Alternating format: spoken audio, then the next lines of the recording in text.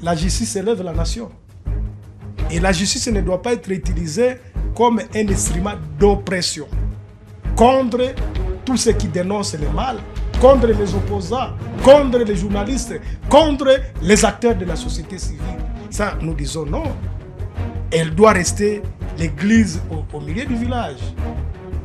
Clovis, sa place n'est pas en prison. Que les autorités nous libèrent notre Clovis. Décryptage sur Kivu Morning Post, toujours la vérité. Clovis Mutsuva est toujours en détention. Qu'est-ce qu'il a fait? C'est quoi sa situation? Et qu'est-ce qu'il faut pour à la fois activiste des droits humains et acteur politique dans la partie Grand Nord? On va en parler aujourd'hui avec... je les présente d'abord comme un notable de la partie Grand Nord de la province du Nord Kivu. Il est activiste des droits humains dans plusieurs organisations, en tout cas de la société civile. Jean-Paul Ngangondi, bonjour et surtout bienvenue. Merci beaucoup et bonjour encore. Nous sommes très contents de vous recevoir sur les plateaux de Kivu Morning Post. C'est quoi la situation des droits humains en province du Nord Kivu? On sait qu'une partie est contrôlée par Kinshasa et l'autre par l'F-123. C'est quoi la situation des droits humains dans ces deux zones? Et je dirais que la situation des droits humains dans ces deux parties n'est pas du tout bonne. Parce que au-delà de la guerre auquel nous assistons, il y a des bombardements, des zones densément peuplées par la force coalisée du gouvernement central, du gouvernement de Kinshasa. Cette force qui est constituée des éléments de la force de la République démocratique du Congo, FARDC. Il y a encore des villages qu'on continue encore à bombarder jusqu'à aujourd'hui. Exactement, il y a des villages qu'on continue à bombarder. Mais aussi, il y a dans des villages où carrément la population est devenue une cible particulière de la part des éléments de la force coalisée du gouvernement central. Parce que vous savez très bien que le gouvernement central, le gouvernement de Kinshasa, travaille avec les FDLR. Aux côtés des FDLR, il y a aussi des multiples factions, des miliciens Maïmaï, et il y a aussi la force de l'armée burundaise, y compris les mercenaires. Maintenant, là où ces gens se retrouvent, dans la zone où ils occupent, ils commettent des exactions graves, surtout dans les Sud Kivu. Ils s'attaquent, ils s'apprennent à des membres de la communauté Tutsi, qu'on appelle les Banyamulenge, sous prétexte qu'ils ne sont pas des Congolais, alors que ce sont des Congolais connus. Des Congolais connus. On va parler d'une situation de Clovis. Ça inquiète plusieurs internautes. Et on voulait avoir une certaine lumière par rapport à cette question. Comment il va? Clovis, vous avez quand même des équipes dans la partie Grand Nord. Exactement. J'ai le bureau de mon organisation, Convention pour le respect des droits humains, CRDH.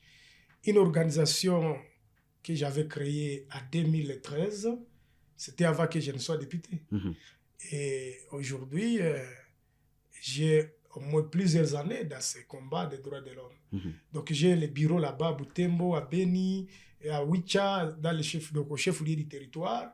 Aujourd'hui, c'est devenu une ville. Et dans toutes les autres entités là. Comment va Clovis? Clovis va très mal. Il est malade.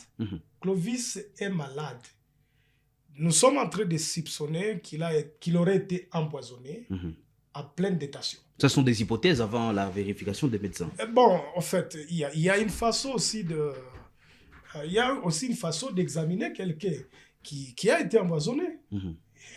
Ça m'est passé par la médecine que tout le monde connaît. Il y a la médecine naturelle qu'on peut en fait utiliser ou appliquer pour examiner quelqu'un qui a été empoisonné. Clovis est malade, il aurait été empoisonné à pleine détention. Et ça, nous sommes en train quand même de décrier. C'est pas que lorsqu'on met quelqu'un en prison, qu'on doit maintenant profiter pour mettre fin à sa vie.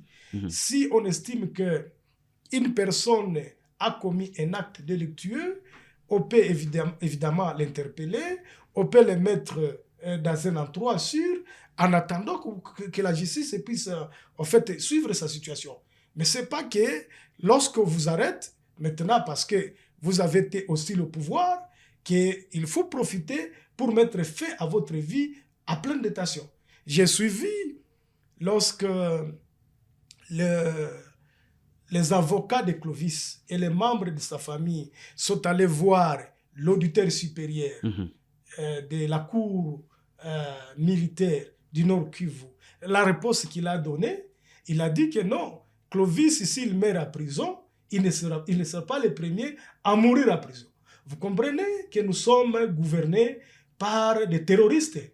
À part donc, le terrorisme connu, nous commençons à constater que nous avons des terroristes à Toge dans la partie qui est contrôlée par le gouvernement. Et ça, c'est la réponse de l'auditeur. Ça, c'est la réponse de l'auditeur supérieur qui est censé protéger les vies humaines, qui est censé, en fait, appliquer les lois et protéger les droits des prisonniers et détenus.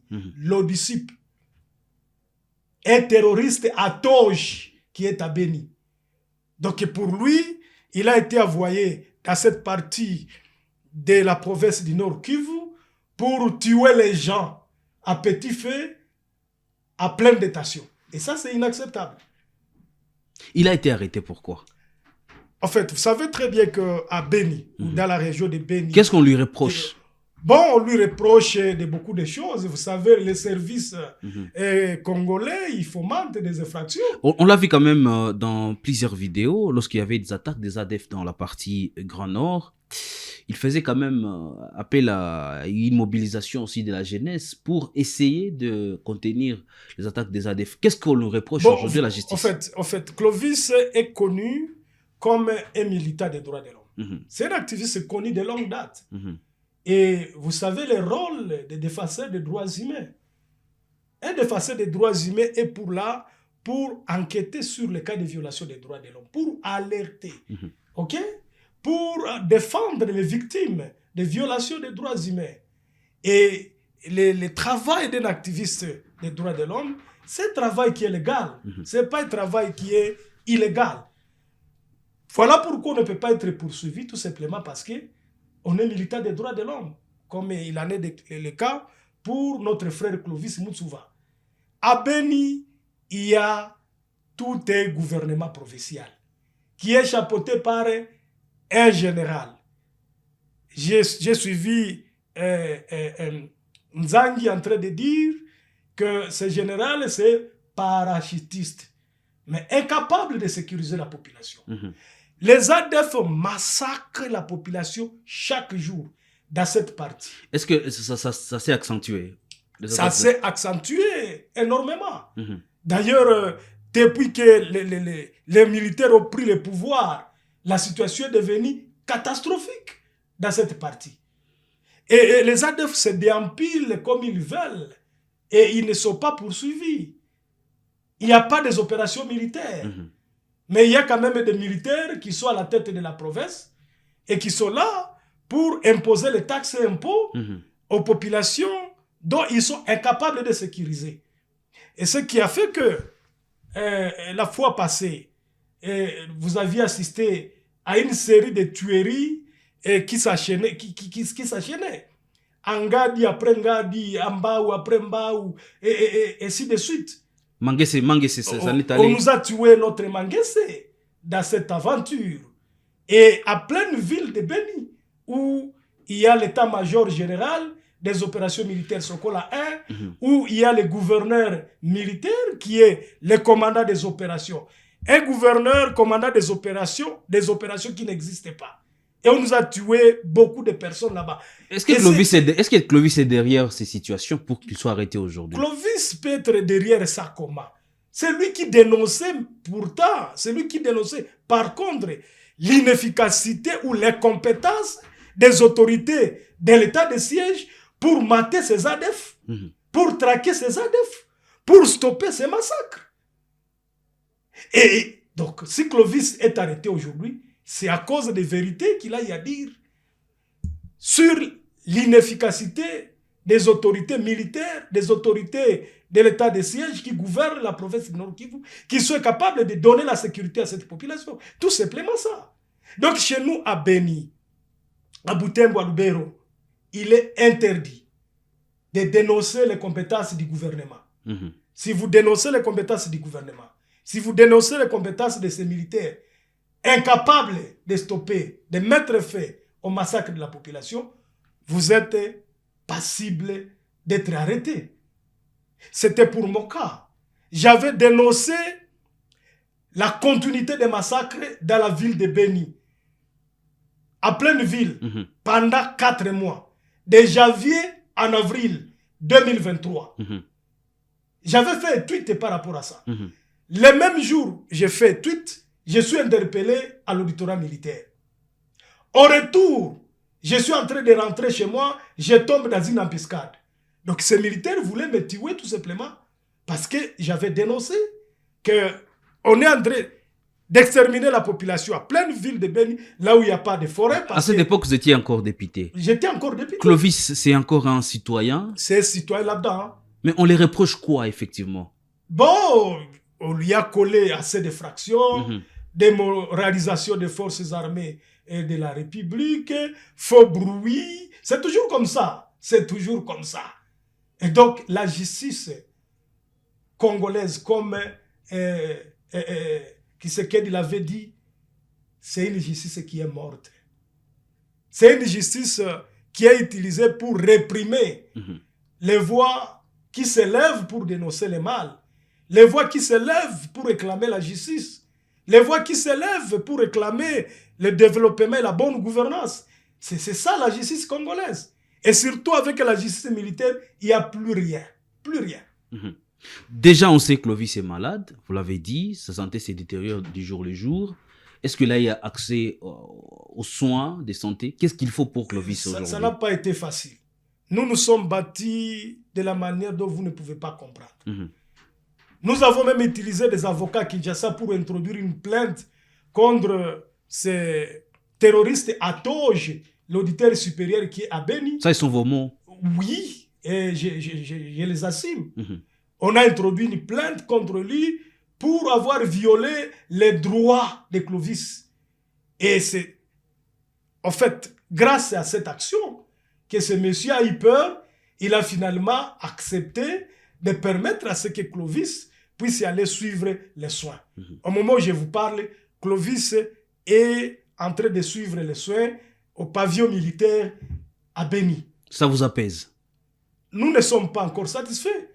Qu'est-ce que vous Nous voulez? serons satisfaits le jour où nous verrons Clovis en homme libre. Clovis n'est pas un criminel pour qu'il se retrouve en prison. Clovis n'est pas un voleur. Il n'est pas un main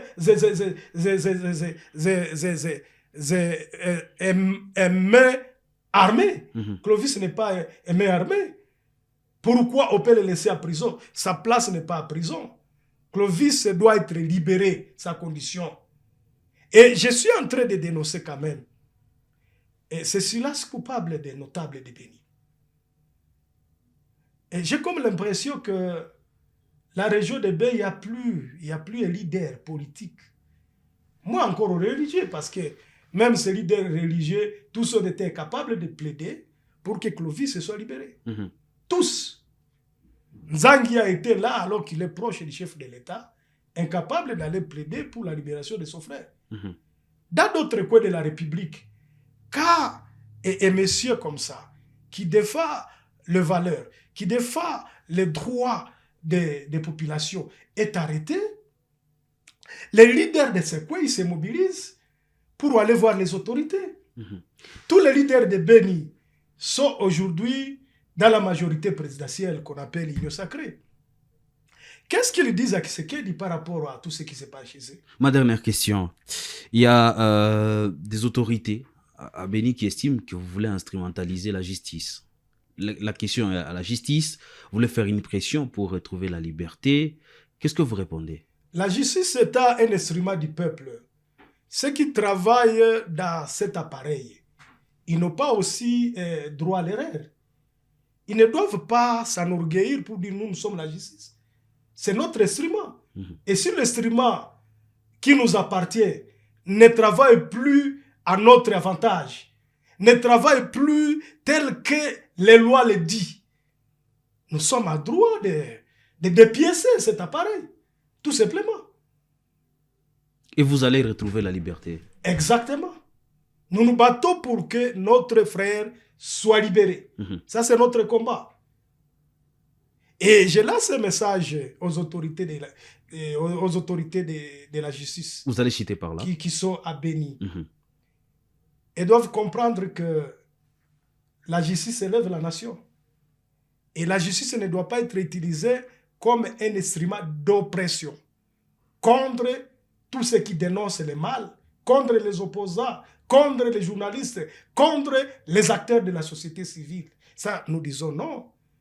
Elle doit rester l'église au milieu du village. Clovis, sa place n'est pas en prison.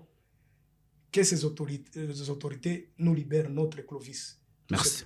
Merci beaucoup. C'était Jean-Paul Ngangondi, qui est tout simplement activiste des droits humains, membre de plusieurs organisations de la société civile. Merci d'avoir suivi cet entretien sur les dossiers Clovis qui se retrouve en prison. Nous l'avons bien entendu pour les acteurs de la société civile. Oui, il a retrouvé ses médecins, mais il faut sa liberté. Portez-vous bien.